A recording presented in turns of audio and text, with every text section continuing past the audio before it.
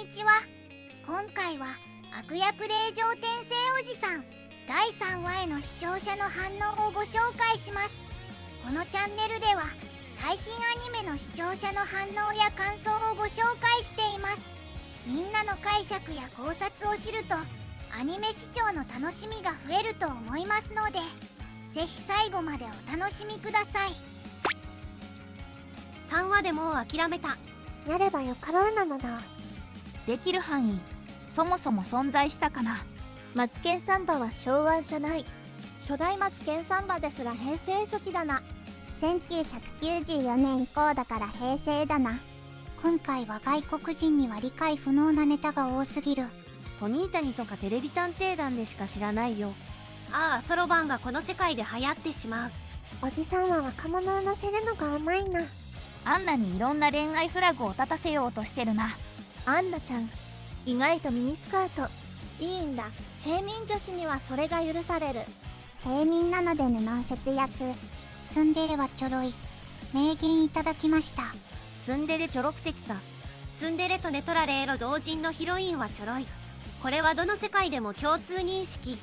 怪盗家ツンデレが滅んで悲しい。異世界おじさんよりおじさんなのに、異世界おじさんよりおじさんでちゃんとツンデレを知ってるから。おじさんはツンデレって言葉が生まれた時異世界だったから。あっちは戻ってきたらおじさんになってただけで、異世界に行ったのは20代だから。そろばん何個持ってきてんだ。そろばんって1日でマスターできるの？足し算だけならいける。鍛冶師に木製のそろばんを作らせるのもどうかと。おっさんを止めゲー攻略うますぎ。なあなヤングはトニータニなんて知らない。リバイバルですら90年くらいだもんね。こんなネタわかるやつおらんやろ。どこのトニータニだよ。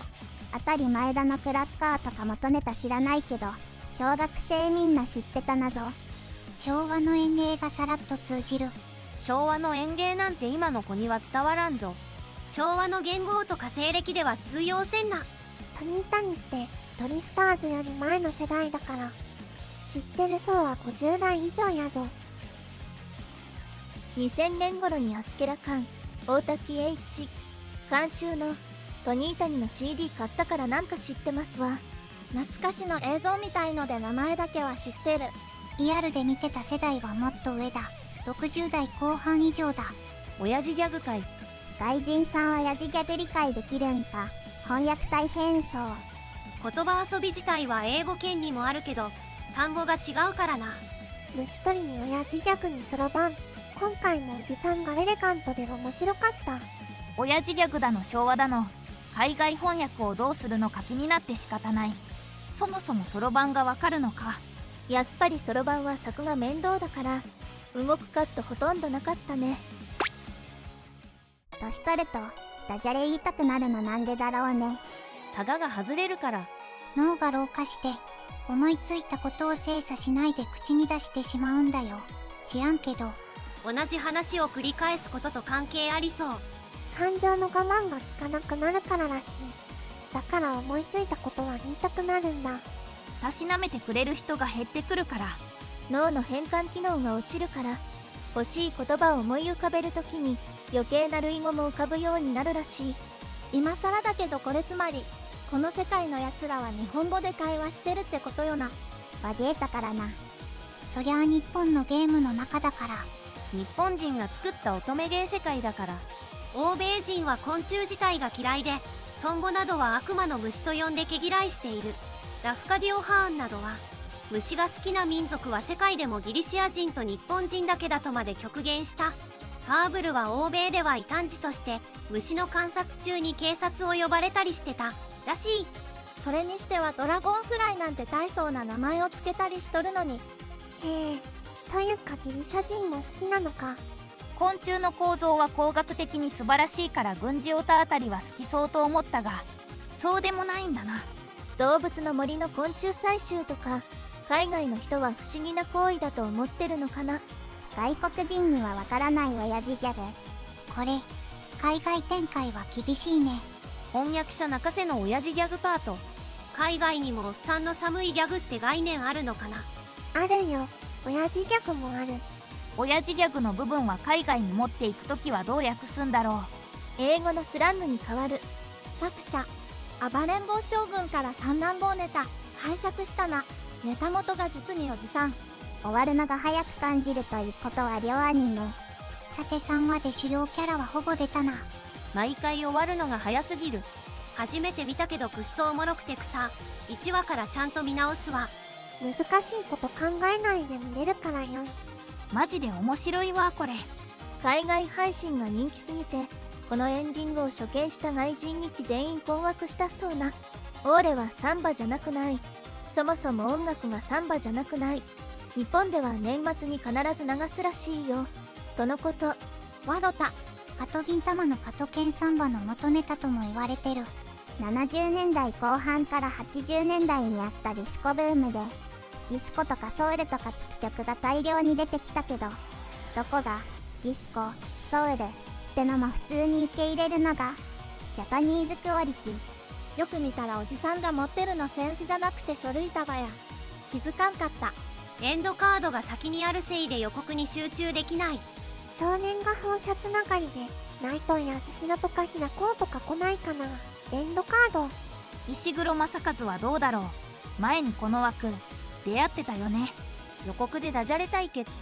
次回予告で親父ギャグ組みてすんな。新メニューにトマトを使うのはちょっと待とう。次回予告で親父ギャグ組み手してるの初めて見た。グレイス様の金髪タテロールが素敵すぎた。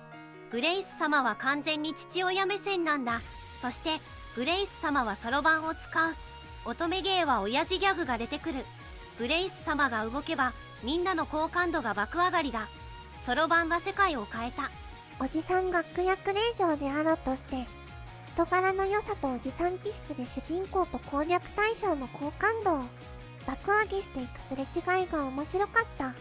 乙女芸の攻略対象は紙の情報量が多いって解説しながら自分のタテロールが一番情報量が多いのに気づかないっていうアジアローの絵は安心感があっていいね。中身がおじさんだから名前忘れないようにセンスに書いてあるの本当面白い。それにしてもグレイスの株が一気に上がっていってるが、悪役令嬢というのをすっかり忘れてたか。中身がおじさんだからこその計算スキルや虫への対応、そして親父ギャグで生徒会メンバーの好感度がガンガン上がっていくのが面白かったです。